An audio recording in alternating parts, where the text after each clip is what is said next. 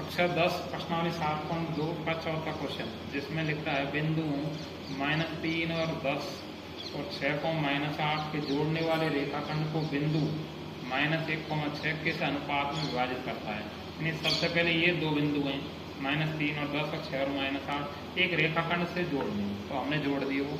और फिर एक अन्य बिंदु -1,6 इसी रेखाखंड पर है -1,6। तो ये अनुपात बताना है कि किस अनुपात में इनको बांट रहा है। तो अनुपात निकालने के लिए हमने लिख दिया अंत विभाजन सूत्र से बिंदु P के निर्देशांक, यानी जो आप निर्देशांक निकालते हैं उसी से अनुपात ज्ञात कर देंगे अपन। बस इनको मानेंगे कैसे, बीच वाले पर लिखेंगे x और y, अनुपात जो ज्ञात करने हैं उन पर लिख दिया m1 और m2, पहले वाले पर लिखेंगे x1 और y1, उधर दूसरे वाले पर लिखेंगे x2 और y2। ध्यान रखना चारों में से किसी को भी चेंज नहीं कर सकते। इस पर 2 नहीं लिखा जाएगा, इस पर 1 नहीं लिखा जाएगा, इस पर x और y ही लिखा जाएगा, बीच वाले पर ही, और अनुपातों पर m1 और m2। तो यहाँ दोनों सूत्रों में से किसी एक को लिया जा सकता है, x सूत्र को भी, क्योंकि x का मान है हमारे पास -1 और y का मान है 6। तो अनुपात ज्ञात करने के लिए दोनों सूत्र नहीं लगाए जाते, एक सूत्र लगा लेना जब दोनों मान हो। तो जब कभी एक मान हो तो जो मान हो उसी का सूत्र लगाना। तो मैंने लगा दिया x बराबर m1 x2 plus m2 x1 बटे m1 प्लस m2। तो x के स्थान पर x का मान जमा दिया हमने -1, बराबर के स्थान पर बराबर, m1 का मान है ही नहीं तो m1 जमा दिया, गुणा x2 का मान है हमारे पास 6 तो वो जमा दिया, प्लस m2 का मान है ही नहीं, गुणा x1 का मान है -3 तो वो जमा दिया, बटे m1 का मान है ही नहीं, m1 जमा दिया, प्लस m2 जमा दिया। फिर -1 बराबर m1 का गुणा 6 से किया तो 6m1, m2 का गुणा -3 से किया तो -3m2 बटे m1 प्लस m2। अब इनको ऊपर वालों से काट मत देना क्योंकि बीच में प्लस माइनस है, गुणा नहीं है।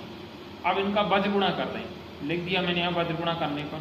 तो -1 का गुणा m1 से करेंगे तो -m1 या -1m1 भी लिख सकें, और -1 का गुणा प्लस m2 से करेंगे तो -1m2 या -m2, फिर बराबर लग जाएगा।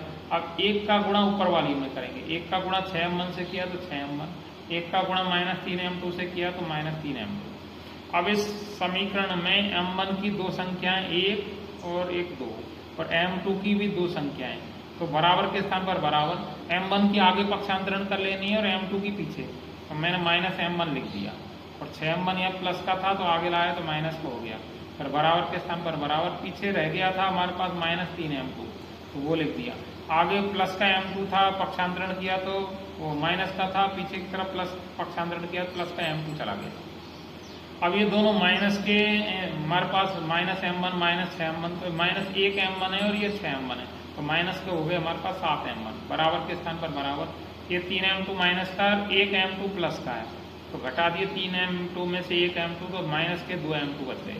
अब दोनों तरफ माइनस आ रहा तो माइनस से माइनस कट गया, तो क्या बच गया हमारे पास 7m1 बराबर 2m2। अब 7 और m1 के बीच में गुणा है और 2 और m2 के बीच में गुणा है, तो मैंने पीछे से पक्षांतरण आगे की तरफ कर लिया m2 का, और आगे से पक्षांतरण कर दिया 7 का, m1 का नहीं किया। ध्यान रखना 7 और m1 के बीच में गुणा है, गुणा वाली भाग में जाएगी। तो मैंने कैसे लिखा m1 और m2 आगे लाए तो भाग में ले आए, बराबर, पीछे कौन रह गया था 2 और बटे में चला गया 7, और बटे का अर्थ होता है अनुपात, तो m1 अनुपात m2 बराबर 2 अनुपात 7। तो इस प्रकार यह सवाल कंप्लीट हुआ। तो सभी शेयर करें और कमेंट जरूर करें और लाइक करें।